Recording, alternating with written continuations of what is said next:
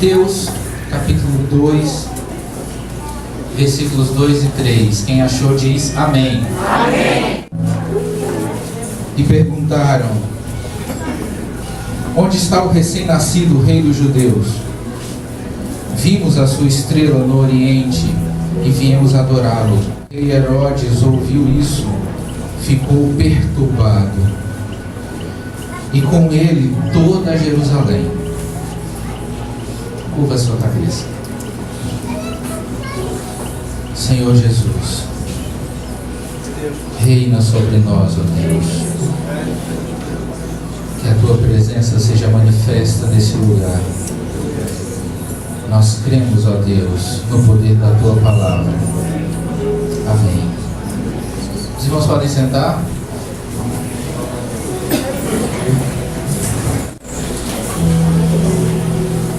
Esse Herodes é o primeiro Herodes, Herodes o Grande. Ele tinha esse nome, ele tinha esse título, Herodes o Grande. Ele governava 4 regiões, 4 províncias dessa região, a Judéia, a Galiléia. E outros Herodes surgiram, descendentes desse Herodes. Nos dias de Jesus também havia um Herodes que reinava na Galiléia, só que não era mais este Herodes. Este Herodes já tinha morrido nos dias do ministério de Jesus. Herodes o Grande, ele é o rei responsável pela construção do templo de Jerusalém. Aquele templo que Jesus expulsa os cambistas, aquele templo que o diabo transporta Jesus até o pináculo. Esse templo foi construído por Herodes. Foi ele quem ordenou a reconstrução do templo de Jerusalém. Os historiadores dizem que o pai dele era judeu, era conhecedor da palavra. E daí essa simpatia dele pelo povo judeu, a ponto de construir um templo para a adoração do Deus de Israel em Jerusalém. E um grande templo muito grande, onde os judeus adoravam a Deus. Mas é curioso, ele se preocupa em fazer um templo para o Senhor, mas ele não se preocupa em adorar o Deus daquele templo. Ele se preocupa em contribuir de alguma forma para o reino, mas ele não se compromete a servir a esse Deus, ele não se compromete com o reino. Nos dias de hoje tem algumas pessoas que são assim também. Elas visitam a igreja, elas ofertam, elas às vezes até dão dízimo, elas contribuem, elas ajudam a construir congregações, mas às vezes o coração dessa pessoa não está posto totalmente no reino de Deus.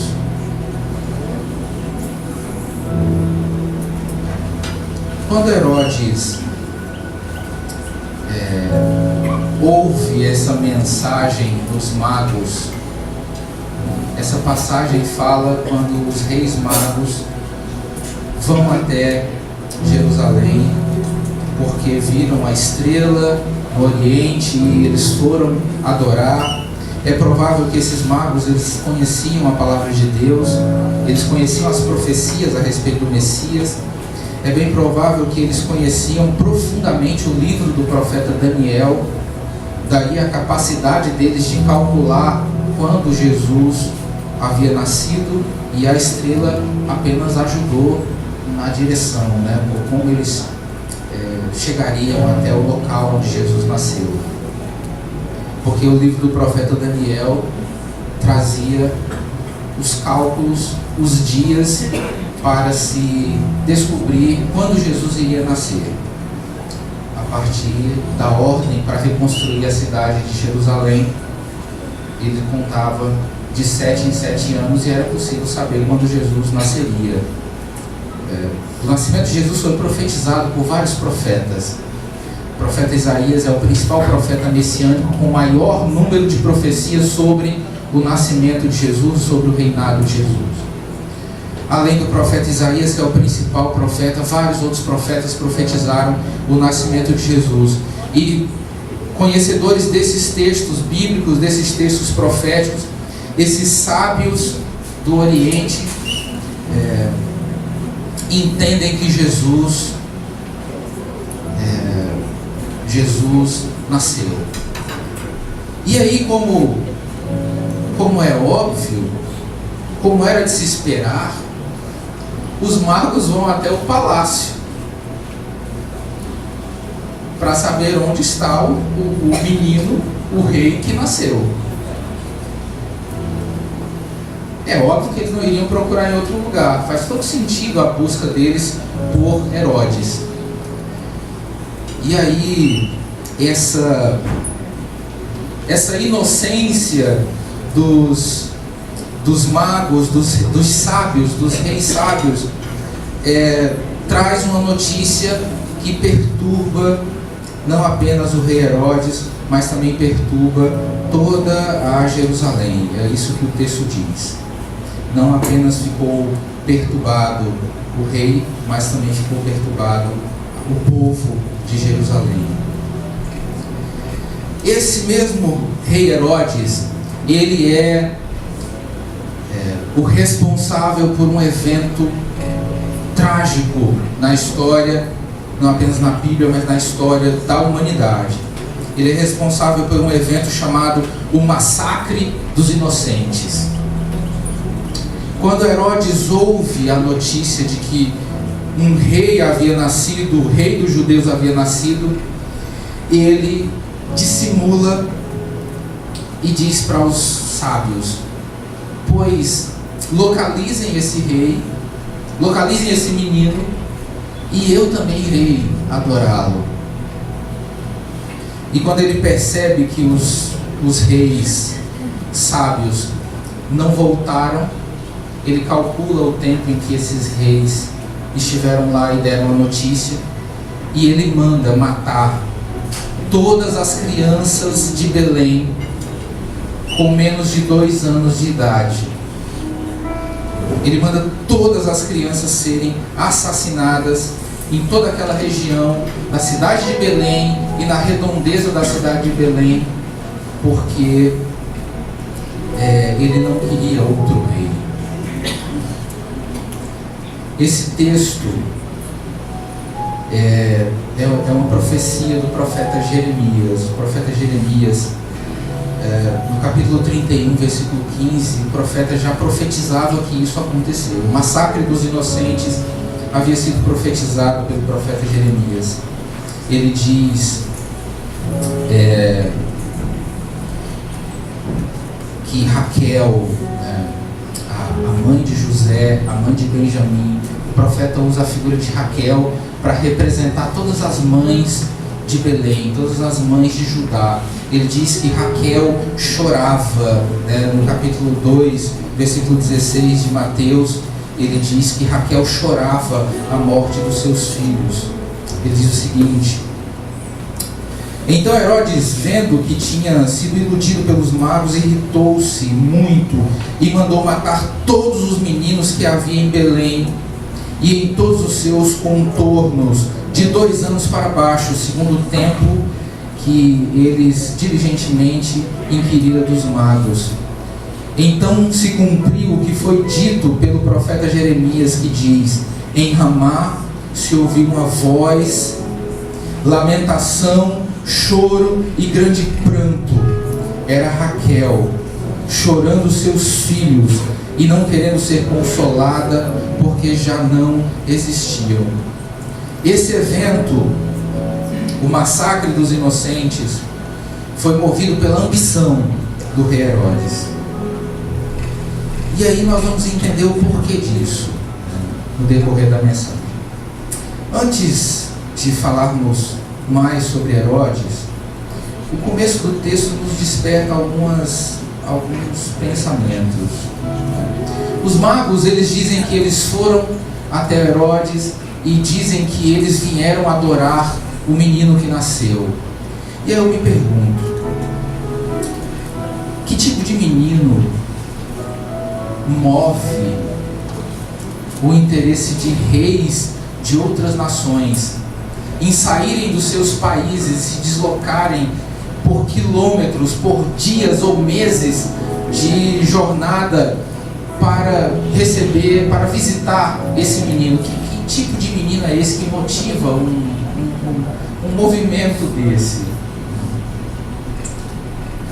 E quando você lê os evangelhos, você vê que não eram apenas os reis que estavam movidos para conhecer Jesus. Nós vemos nos evangelhos que os anjos foram mobilizados em torno dessa história. Gabriel, o mensageiro do Senhor, ele é designado para falar com Maria, é designado para falar com José, é designado para falar com João. E toda a história, quando Jesus nasce, o céu se abre e coros de anjos adoram a Ele, louvam a Ele. Há um grande movimento por causa de um menino. É muito movimento por causa de um menino apenas. Esse menino não é um menino qualquer, não é um menino comum, não é um menino como qualquer outro menino. Tem algo de diferente nele. Tem algo de diferente nesse menino que faz com que os reis saiam das suas terras para conhecê-lo. Há algo diferente nesse menino que faz com que os anjos se mobilizem e apareçam diante dos olhos dos homens, porque esse menino nasceu. Nós vemos pastores e até os astros mobilizando-se porque o menino nasceu. Uma estrela passa a brilhar no céu porque esse menino nasceu. Até os astros, até o céu mobiliza-se porque Jesus nasceu. Então é um menino diferente dos outros meninos. Quando essa notícia chega para Herodes, nós viemos adorar esse menino. Nós percebemos que até alguns reis poderosos, seria estranho que alguém, por mais poder, alguns desses reis, o poder lhes subia tanto a cabeça que eles ficavam meio malucos, eles achavam que eram deuses. O próprio imperador romano, não o que reinava nesse período, mas alguns imperadores depois, Antíoco Epifânio, ele disse: eu sou Deus, então me adorem a partir de agora. Então essa loucura que alguns desses homens faziam, né? Até nesse aspecto seria estranho que reis saíssem dos seus países para adorar um homem. Parece muito mais estranho ainda adorar um menino. A gente percebe que Jesus é Deus, isso fica claro que Jesus é Deus quando nós lemos esses textos. Por que adorar um menino? Primeiro, por que adorar um rei? E mais estranho ainda, por que adorar um rei que acabou de nascer? Mas eu gostaria de passar a maior parte dessa mensagem falando um pouco sobre Herodes e como nós nos identificamos com ele. Por mais espantoso que isso possa parecer, porque quando você olha a história desse homem, um homem que cometeu um infanticídio de milhares, talvez dezenas, nós não sabemos exatamente quantos meninos foram, de crianças, como é que eu pareço com Herodes de alguma forma? No fim dessa mensagem nós vamos perceber que nós parecemos muito mais com Herodes do que nós pensamos. Quando Herodes recebe a notícia dos magos que inocentemente procuraram um palácio para falar a respeito do rei recém-nascido, o texto diz que essa notícia causou espanto em Herodes. E por que ele ficou espantado? Por que o povo ficou espantado com a notícia de que que o rei dos judeus havia nascido? Nós aprendemos uma coisa. Herodes, naquele momento, ele era o rei dos judeus. E ele não estava interessado em perder o reinado dele para outro rei qualquer. Ele não estava interessado em saber de ninguém que quisesse ocupar o lugar dele. Diante dessa notícia, ele parou e pensou: espera aí, o rei dos judeus nasceu? Que história é essa? Eu sou o rei dos judeus. Tem alguém querendo tomar o meu trono. Essa notícia me deixa em alerta, porque alguém quer ocupar o meu lugar, mesmo que seja um menino. Se essa notícia se espalha, o meu reinado está em jogo. Se essa notícia se espalha, o meu governo está comprometido por esse menino. E aí, quando é que nós nos identificamos com Herodes? Nós nos sentimos ameaçados pela possibilidade de perdermos o governo da nossa vida. Por estranho que possa parecer, tem muito crente, isso não deveria acontecer, mas tem muito crente que pensa que manda na própria vida. Mas se você realmente entregou sua vida para Jesus, e é isso que nós fazemos quando nós aceitamos Jesus, nós entregamos a nossa vida para Ele. Se você entregou a sua vida para Jesus, de quem é a sua vida agora? A sua vida é dele. E mesmo a gente sabendo disso, mesmo a gente tendo essa consciência, mesmo a gente ouvindo mensagem falando isso, mesmo que a gente, quando questionado sobre isso, nós dizemos: não, eu entreguei a minha vida para Jesus, mas nós vivemos como se não tivesse entregue. Nós vivemos tomando as nossas próprias decisões sem perguntar absolutamente nada para Ele. Se quem governa a sua vida é você, você não entregou sua vida para Jesus. Se quem reina na sua vida é você, não é Jesus que está reinando na sua vida. Da mesma forma que Herodes se sentiu ameaçado com a possibilidade de perder o seu reinado, nós nos sentimos ameaçados de perdermos o governo, o controle das nossas próprias vidas. Dentro do coração de cada homem, dentro do coração de cada pessoa, tem um pequeno rei Herodes entronizado.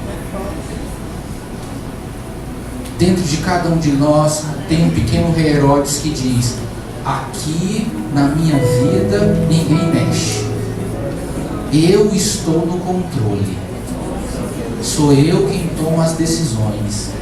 Eu não quero ninguém interferindo nos meus gostos, nas minhas vontades, nos meus planos, nos meus desejos. E nós planejamos as coisas.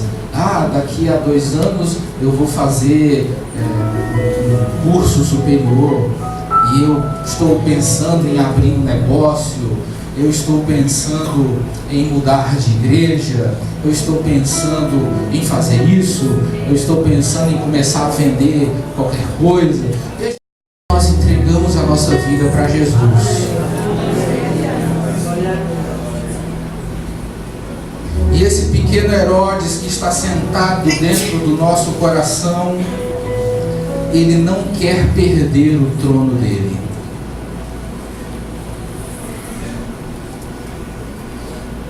E pasmem, esse pequeno Herodes está disposto a matar o rei que quer governar no lugar dele. As pessoas matam o pequeno Jesus quando ele ameaça o controle das suas vidas. As pessoas estão dispostas a matar o rei para não perder o reinado das suas próprias vidas.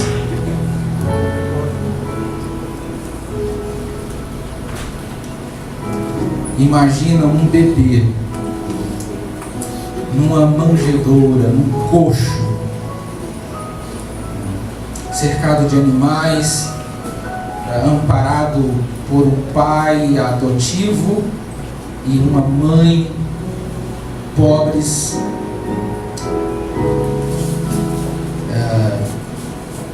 que não encontrou lugar nas hospedarias para se hospedar, que tinha como ofício a carpintaria, né? O José tinha como ofício a carpintaria, uma vida simples, uma vida pobre, pois o nascimento desse bebê perturbou um rei, perturbou um monarca. O nascimento desse bebê perturbou uma nação, perturbou um país. O nascimento desse bebê perturbou o inferno. A notícia de que ele nasceu abalou muitas coisas, abalou muitas pessoas, abalou o reino natural e o reino espiritual, porque nasceu o Filho de Deus. Ele veio ocupar o lugar dele. O lugar dele é o seu coração.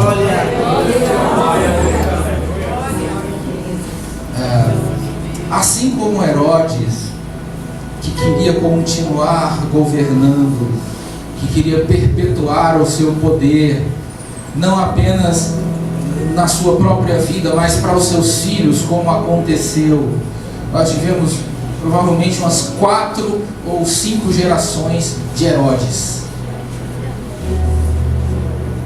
E da mesma forma, nós fazemos semelhante. Há áreas da nossa vida que nós não queremos perder o controle delas. Há áreas da nossa vida que nós até estamos dispostos a sacrificar. Domingo de noite, tudo bem. Domingo de noite eu entrego para Jesus.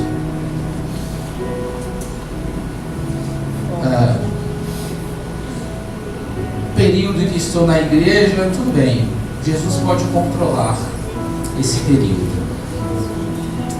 Mas não mexa com o meu dinheiro, Jesus. Não mexa com o meu trabalho, Jesus. Não mexa com a minha família ou com o meu relacionamento. Não mexa com aquele meu segredo. Nisso aí o Senhor não pode tocar. Um rei é soberano. Não há nada fora do reino que esteja fora do controle. Não há nada no reino que esteja fora do controle de um rei. O monarca, ele é soberano sobre o reino. Soberania quer dizer que ele pode fazer absolutamente tudo. Ele pode fazer o que ele quiser. A soberania é algo tão dramático, tão extremo, que a gente vê o que Herodes fez. Herodes mandou matar todos os meninos com menos de 2 anos. E bastou ele ordenar que cumpriram a ordem dele, por mais absurda que seja essa ordem. Nós não podemos conceber esse tipo de coisa. Imagina as crianças que tem aqui com menos de 2 anos de idade sendo executadas por soldados romanos, atravessadas por espadas, porque o imperador, porque o rei ordenou. Um rei, ele tem soberania no seu reino, mesmo para fazer coisas injustas e absurdas, como Herodes fez. Mas o profeta Isaías fala de Jesus de forma diferente. Ele diz: um menino vos nasceu, um reino se vos deu, o governo, o principado está sobre os seus ombros, e o seu nome será maravilhoso conselheiro, Deus forte, Pai da eternidade, Príncipe da paz. governo da sua vida está em boas mãos. Pare de tentar resistir à soberania do rei que quer reinar em sua vida. Ele não aceita ressalvas. Ele não aceita áreas secretas na sua vida. Ele não aceita áreas intocadas da sua vida. Ou ele governa a sua vida por completo, ou você governa a sua própria vida. Ou você deixa Jesus reinar em seu coração, ou você continuará sendo como Herodes. Ou Jesus senta no trono do seu coração, ou quem está sentado nele é um mini Herodes, que é a sua própria consciência, o seu próprio ego que governa a sua vida. Seria muito nobre se Herodes entendesse: meu tempo de reinado acabou. O rei que foi profetizado nasceu. É a hora de transferir o governo para ele. É a hora dele assumir o seu lugar. E aí nós percebemos que tudo que ele fez para a obra de Deus perde o valor. Ele mandou construir um templo, mas ele não quis que ele fosse o templo. Ele empreendeu fortunas para levantar uma igreja, para levantar o templo, para levantar a casa de Deus, a casa de oração. Ele empreendeu muito esforço e muito tempo para ajudar a obra. Mas quando a obra precisava ser feita dentro dele, ele mandou matar o rei. Ele não admitiu ter a sua vida subordinada a Jesus. E é isso que Jesus espera de nós: subordinação. Ele controla, ele dirige, ele conduz a nossa vida. O apóstolo João diz no livro do Apocalipse: eu estou à porta e bato.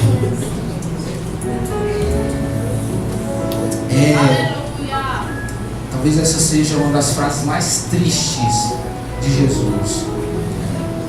E quando você imagina a cena, Jesus está dizendo que ele está à porta e ele está batendo, e ele continua dizendo: quem abrir a porta, eu entrarei. Aleluia! Ou seja, ele está do lado de fora. Ele está do lado de fora da igreja, batendo, esperando que alguém abra a porta para ele poder entrar. Mas a igreja é dele. O que ele está fazendo do lado de fora da igreja? O que ele está fazendo do lado de fora dos corações das pessoas que dizem que servem a ele?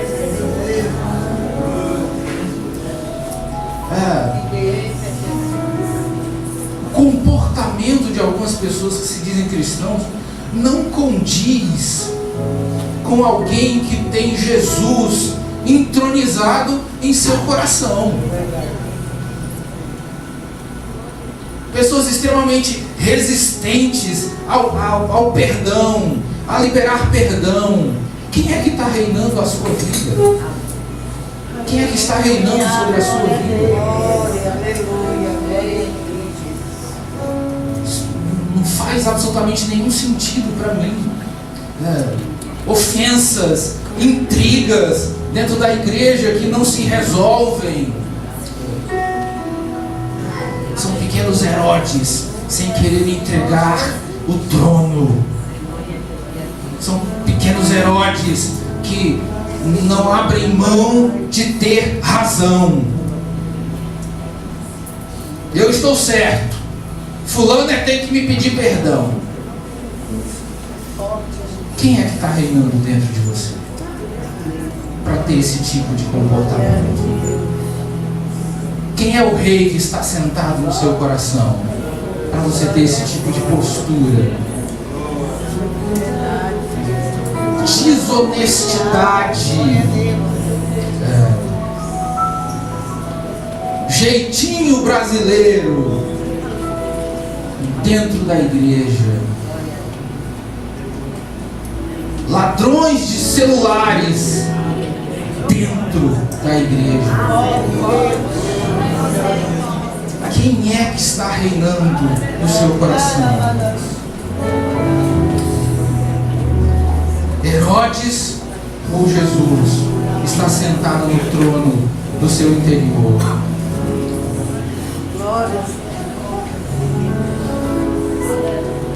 Jesus veio ocupar o lugar que é dele. Dentro desse contexto bíblico, os magos dizem, os sábios dizem: nós viemos adorar o rei dos judeus.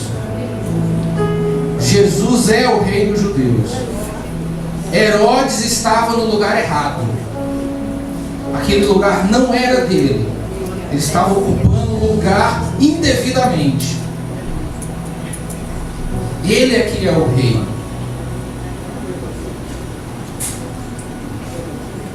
Quando ele não está reinando sobre as nossas vidas, nós, de forma fraudulenta, de forma desonesta, ocupamos o lugar que é dele. Estamos dispostos a matá-lo, se for preciso, em nossos corações, para não perder o controle das nossas vidas. A palavra de Deus diz, palavras do próprio Jesus, na oração dominical: venha o teu reino, venha o teu reino. Essa deveria ser a nossa oração. Venha o teu reino sobre mim. Venha o teu reino, Senhor. Rege-me, governa-me. Por mais desagradável que algumas decisões do nosso rei possam nos parecer, quando nós estamos no controle, nós fazemos o que nós queremos. Mas quando nós perdemos o controle da nossa vida, só resta uma coisa: fé. Você precisa confiar que Jesus vai fazer a coisa certa. Mas eu perdi o emprego. O rei está conduzindo a sua vida. Mas eu estou doente, enfermo. O rei está conduzindo a sua vida. Mas eu perdi a pessoa que eu amava, ela morreu, meu filho, meu pai, quem quer que seja. O rei está no controle da sua vida. Mas as coisas não dão certo, as coisas não prosperam. O rei está no controle da sua vida. É ele quem governa. É ele quem conduz a sua vida. E para facilitar, para ser bem direto, para ser bem popular, eu e você não sabemos de nada. E ficamos tentando conduzir a nossa vida, achando que estamos fazendo a coisa certa, e no nosso achismo nós vamos tomando decisões. E no nosso achismo nós vamos fazer aquilo que é mais vantajoso. Nós vamos fazendo aquilo que é mais interessante. Nós vamos fazendo aquilo que é mais rentável para nós. Nós vamos governando a nossa vida da maneira mais conveniente para nós. Até que o rei assume o lugar dele e começa a exigir coisas de você que não são muito confortáveis, que te tiram da zona de conforto. Ele começa a governar a sua vida de uma forma diferente da que você governaria. Ele começa a exigir coisas de você que não são compatíveis com aquilo que você tinha como ideal de vida.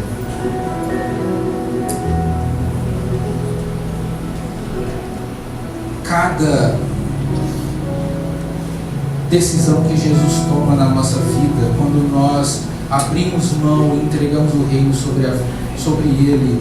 Cada decisão que Ele toma na nossa vida é a melhor decisão que você poderia cumprir. É a melhor coisa que você poderia fazer. Estar no centro da vontade de Deus. Quando nós estamos no centro da vontade de Deus, quando nós verdadeiramente desistimos de conduzir a nossa própria vida do nosso próprio jeito, é sinal de que Jesus assumiu o controle da tua vida. O nome disso é rendição. Nós cantamos muito isso. Os nossos hinos estão cheios de eu me rendo, rendido estou, como canta o André Valadão. Mas será que nós nos rendemos mesmo ou continuamos lutando pelo trono? Será que nós desistimos mesmo do trono ou nós continuamos na batalha para não perder o governo da nossa vida? Será que nós verdadeiramente nos rendemos a um rei soberano e superior a nós, ou nós continuamos pelejando para não perder o reino da nossa vida?